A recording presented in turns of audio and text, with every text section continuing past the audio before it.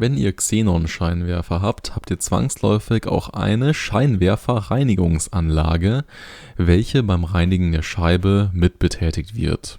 Die Teleskopdüse kann allerdings kaputt gehen und fährt dann nicht mehr richtig ein. In diesem Video zeigen wir euch, wie ihr die Teleskopdüse austauschen könnt. Um die Düse zu erreichen, muss die vordere Rathausverkleidung abgenommen werden. Wie das geht, seht ihr im Video zum Xenonbrennerwechsel. Zuerst muss man die Abdeckung entfernen. Man kann an ihr die Düse etwas herausziehen und dann an den beiden Seiten ausklipsen.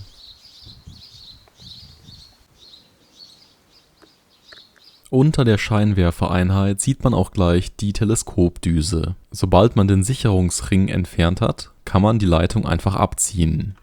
Dann wird eine Menge an Wischwasser auslaufen. Ihr habt also 3 Möglichkeiten. Entweder ihr versucht die Leitung abzuklemmen, oder ihr macht das Ganze, wenn ihr gar keine Waschflüssigkeit mehr im Behälter habt, oder ihr fangt die auslaufende Flüssigkeit auf.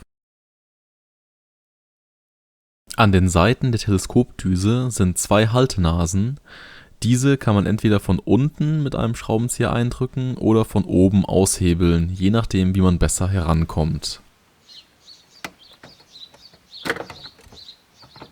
Beim Einsetzen darauf achten, dass diese Haltenase unter das Halteblech rutscht. Die Düse muss mit einem hörbaren Klicken einrasten. Zum Schluss wieder den Schlauch montieren und den Sicherungsring befestigen.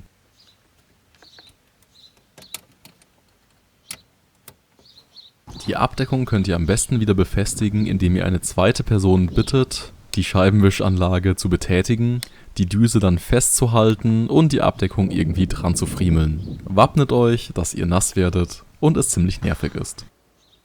Auf der anderen Seite geht es analog. Ich hoffe, euch hat das Video geholfen und gefallen. Wie immer, Teilenummern und Werkzeuge in der Beschreibung. Und damit, ciao und bis zum nächsten Mal.